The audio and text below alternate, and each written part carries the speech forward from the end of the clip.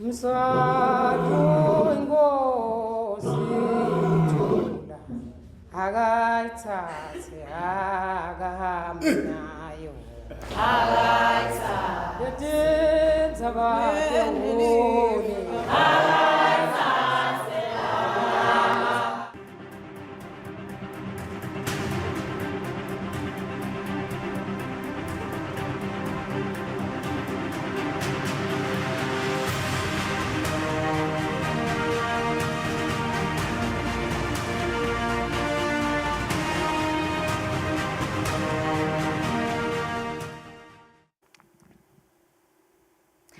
A comprehensive listing of all businesses operating across Eswatini is underway. From large companies to small and medium enterprises, this exercise seeks to create a clear and accurate picture of the country's economic landscape. Reliable data is the foundation of sound policy. Without accurate information on who is doing business, where they are located and how many people they employ and which sectors are growing or struggling, it becomes difficult for government to plan effectively, design targeted interventions or create policies that truly respond to the needs of the private sector and businesses at large. To help us unpack the process and importance of the census, we'll speak to the Ministry of Economic Planning's principal statistician. Also on the program, the South African Reserve Bank has published a consultation paper proposing a shift in how loans are benchmarked, scraping the prime lending rate and replacing it with the repo rate as the main reference point for credit pricing. Our economists will fill us in on this move and its implications. I am Natsile Sitole. You're watching Market View.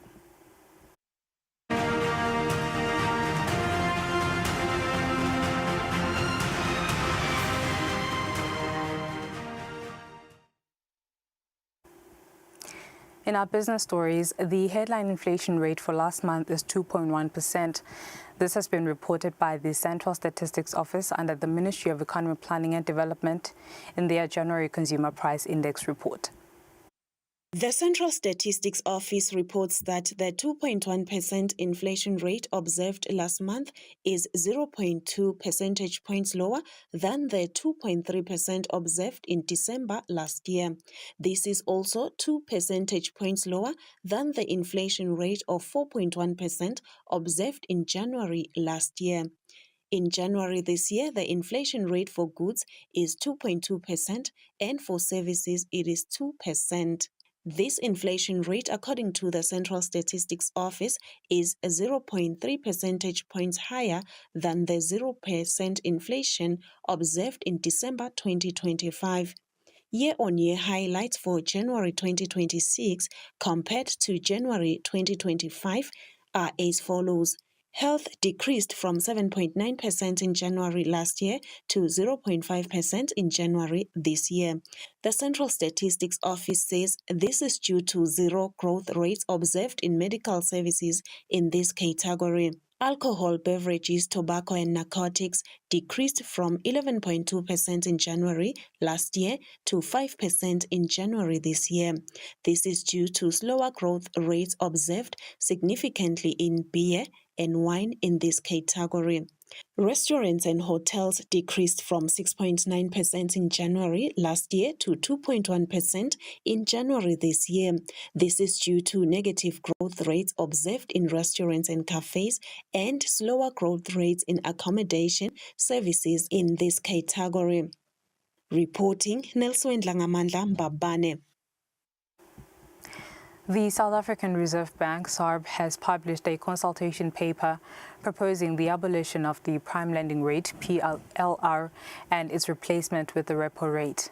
While this is a South African policy discussion, it could have direct implications for Eswatini as a member of the Common Monetary Area. With the Lilangeni pegged to the South African rand, monetary policy decisions in South Africa could have an immediate impact on Eswatini's financial system. If the prime lending rate is scraped in South Africa, will banks in Eswatini need to adjust how they price loans? Could this also affect borrowing costs for households, businesses and mortgage holders, while also potentially improving transparency in how interest rates are set? We are now joined by economist Anele Sibia to unpack this potential shift. Mr. Sibia, thank you very much for your time. At its core, what really is the real significance of the SARB's proposal to abolish the prime lending rate? Thank you, Notile. A good afternoon to you, and also good afternoon to the viewer. So what we are seeing here is a white paper. I think I like the fact that you've used the word potentially. So what this says is doing is, before we used to price loans at, the repo rate plus a certain margin, which would then call the prime, which would then give us the prime lending rate. So what now this is going to do is we are just going to have a clearer direction in terms of how much the interest rate is going to be. So it's just going to be the repo rate, the bank rate, basically. So that now adjusts with international standards in terms of how we look at the valuations of loans globally and also in the region. This proposal, Mrs. Spear, is there a reason why it's coming in now? I think not till there is a couple of reasons, right? I mean, first up, we've seen the South African Reserve Bank, tabling a proposal last year, which then came into law, I think, in September, October, where we saw the threshold, the inflation target being reduced from the lower bound of 3% to the high bound of 6% to a 3% point now, and with a 1 percentage point margin, so it's like between 2 to 4%. So right now, what that calls for is a reconfiguration of the whole monetary policy structure, and also to avoid, vigorous rate cuts to try and maintain this new targets in terms of of monetary policy. And then also, Notsile, if you then look at the way the banking sector has been configured, ideally we would want banks to link their the loans you give to people out there to the prime rate, to the repo rate, and also should be above what they would get when they're borrowing money from the central bank.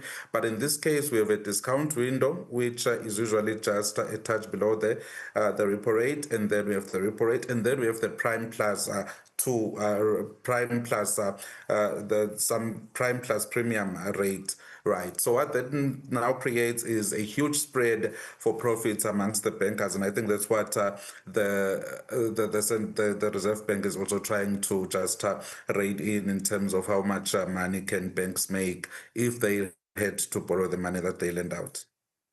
What is the relationship or difference between the repo rate set by SARB and the prime lending rate that is actually set by commercial banks? Is there a relationship or a differentiation of the two? Differentiation. So the repo rate was something we call the it's something we call, it's sometimes called the policy rate, right? But it is this rate at which the central bank would lend money to commercial banks. What then commercial banks would do is they would then take that rate plus a premium so that they are able to make money out of that borrowing. So now that's the difference. So when they give you at the repo rate plus at prime plus as a premium, that means they also need to make money somewhere within that space. So right now, what this is going to bring into the fore is you are going to now look at interest that would be pegged to the repo, and then probably we're going to have a focus on the discount window. That is what the banks will be using to borrow from the central bank, and then once the Reserve Bank or the central bank issues the repo rate, now that you will know that that is your interest rate that you're going to have to pay, instead of then having to wait for the banks to give you what their prime lending rate is going to be. If you could localize it for us, Mr. Spear, South Africa and Eswatini were both part of the common monetary area. Could a shift from prime to repo as a benchmark in South Africa have any direct or indirect implications when you look at Eswatini's banking sector? Definitely it will, not Sile, because number one, you've rightly pointed out that Eswatini is part of the common monetary area. So that does require us to have synchronized monetary policy and financial sector policies therein, right? And also you want the transmission mechanism of monetary policy to be relatively the same across South Africa and also in Eswatini. So if South Africa shifts to the repo rate system, what that is going to do is going to make monetary policy relatively faster to impact the South African economy rather than through the repo, through the prime rate channel. So you kind of want to synchronize that. So we should expect that should the SARB go with this route, Eswatini should also likely follow the same route. And also, given the fact that we are so integrated to South Africa, if you look at our banks, like 3 over 5 of them are headquartered in South Africa. So such a shift in South Africa will likely result to a shift in Eswatini to maintain a clear to maintain stability of the overall financial system and the payment switches and all of those things. So we should expect to see a certain shift and the similar shift coming into Eswatini. Mrs. Bia, thank you very much for that one. We look forward to tackling markets with you later on the program. But for now, thank you. That was in-house economist Sanele Bia sharing insights on the South African Reserve Bank's proposal of a prime, or rather of a repo rate over a prime lending rate. Market View continues after this. We're back with the principal statistician in the Ministry of Economic Planning. Stay tuned.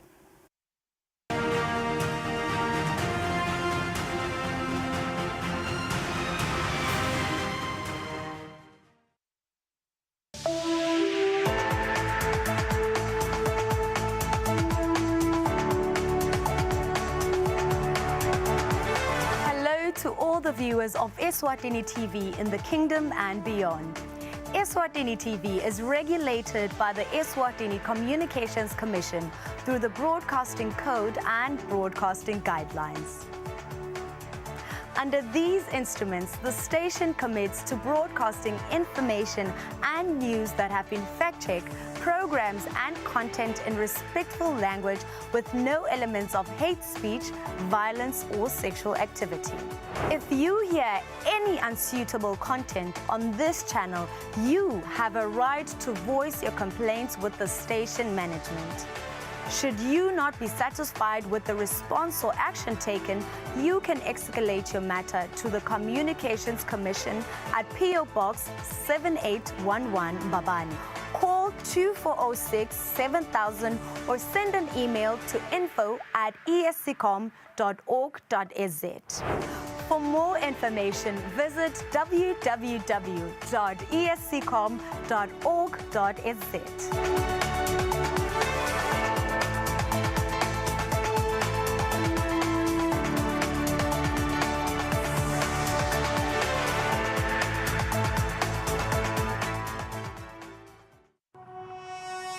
When you choose your adventures, you do so with an open heart and a desire for the unexpected.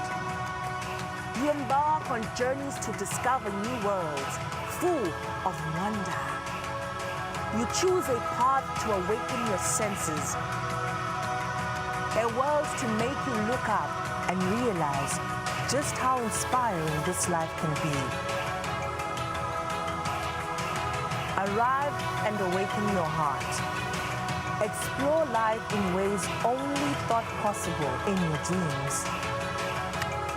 Discover just how far you go to expand your understanding of life's greatest mysteries.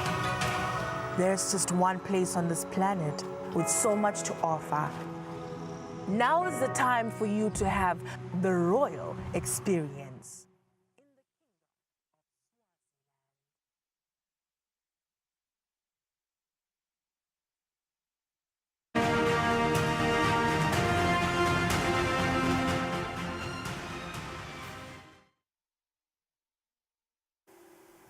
Welcome back. Thank you for staying with us. And moving on with the program, the Central Statistics Office is currently conducting the first phase of the economic census, which involves the listing of all businesses operating in Eswatini. One of the main purposes of the study is to inform and guide policy decisions. We're now joined by Hansen Dlamini, Principal Statistician at the Ministry of Economic Planning, to share more insight into the study and explain why it is important for local businesses to participate. Nkosi, good afternoon. Thank you very much for your time. What does the listing of businesses really involve? Given that the economic census phase 1 is already underway, what is the economic census? Perhaps we could just start there. Okay, thank you very much. The economic census basically is the complete enumeration of all businesses within a country, irrespective of the size of the business. That is to say, whether it's a small business, very small, or it's a macro, medium, or large businesses. So it's just a complete enumeration of the businesses within a country. How long will this first phase start, and what exactly is the ministry considering when we're looking at the listing of businesses? What's really the important detail? Okay, I'll say the main objectives of having the economic census, especially the first phase, are to come up with different, first of all, is to come up with the total number, because if you can't count them, you don't know how many they are, then you cannot manage.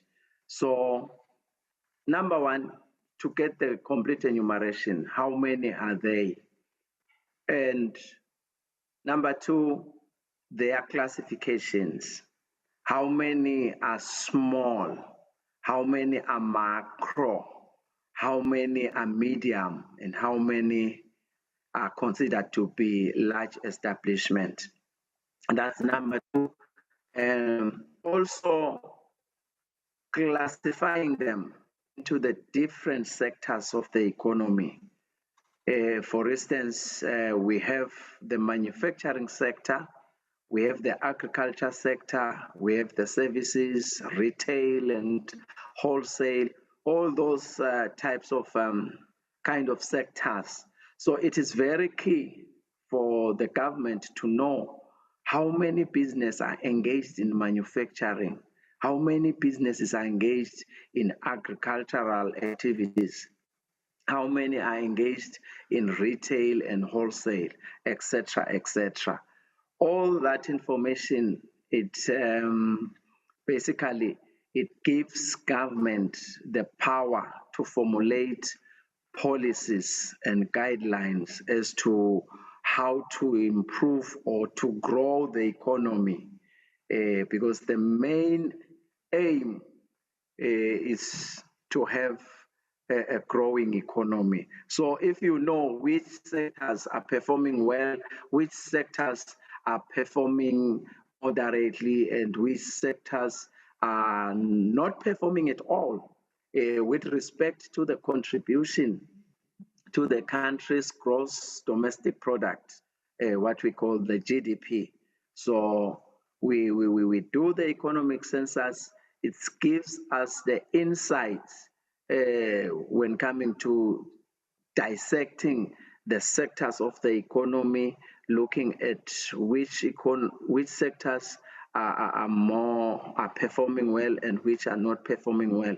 And to do that, basically, there are two main indicators that we collect that helps to classify these as establishment into these sectors, and as well as into the small, medium, and macro enterprises. We use the total number of employees. It's very key to know how many people are employed within each and every establishment or business.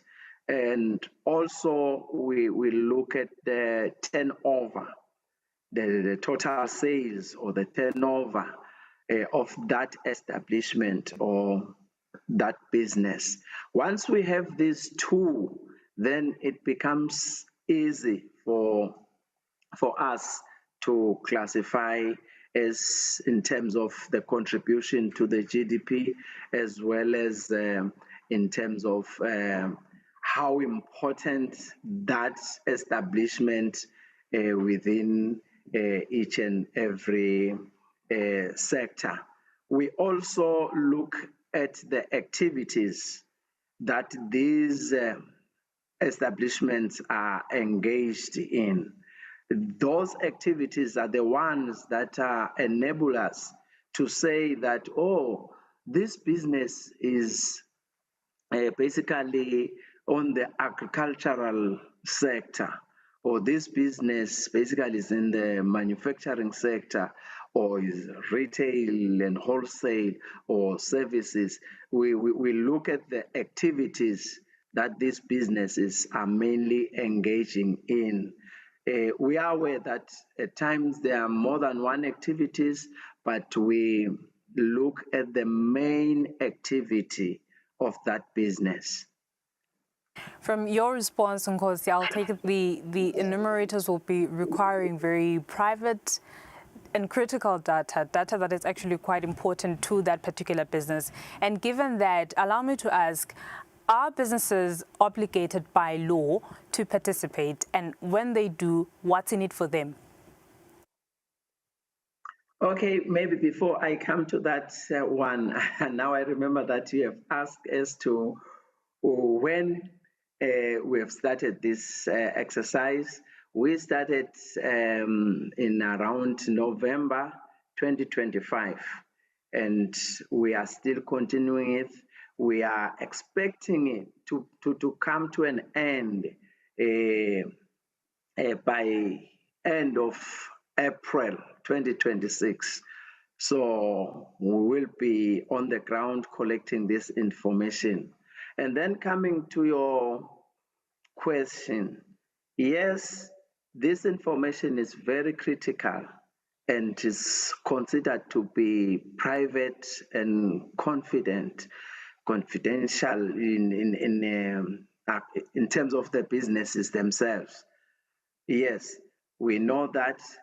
However, as the Statistics Office, the Central Statistical Office, we do have the Statistics Act, which mandate us to collect such information from all businesses that are within the country.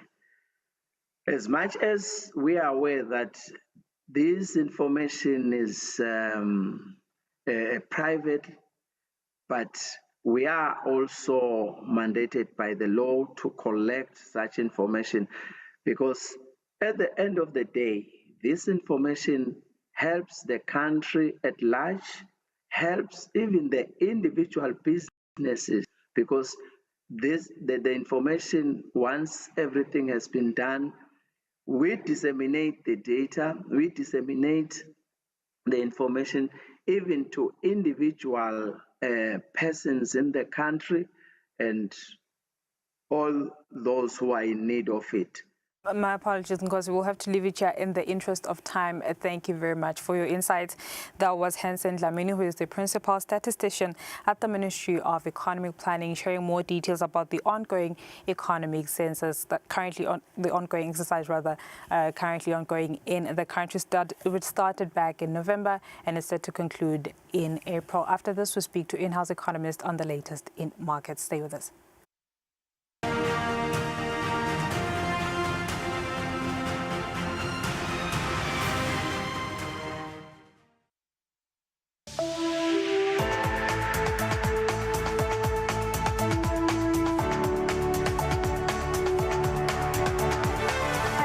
To all the viewers of Eswatini TV in the kingdom and beyond.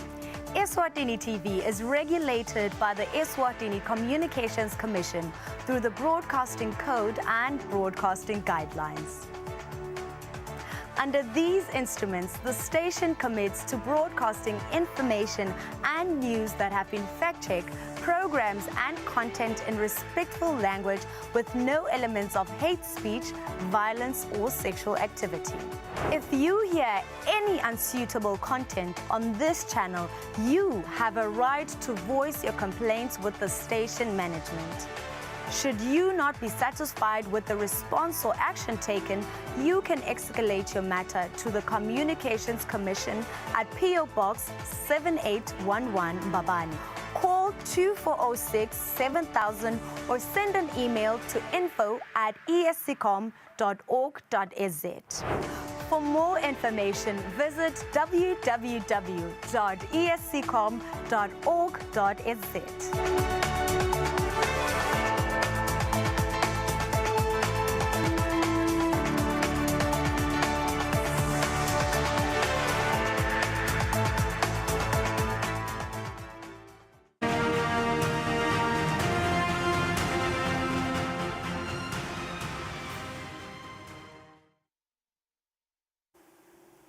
Welcome back for our market analysis segment. In-house economist Zanele Sibia is already on standby. Mr. Sibia, good afternoon again.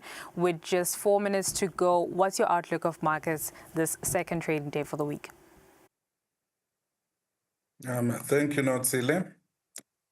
So when you're looking at markets, we're seeing a bit of divergent views, when you look at what is happening in Europe and what is happening in Asia, and also what is happening in South Africa in terms of the currencies. So we start off by acknowledging that, it's a holiday in the US, so we don't have figures for yesterday, the closing figures for yesterday.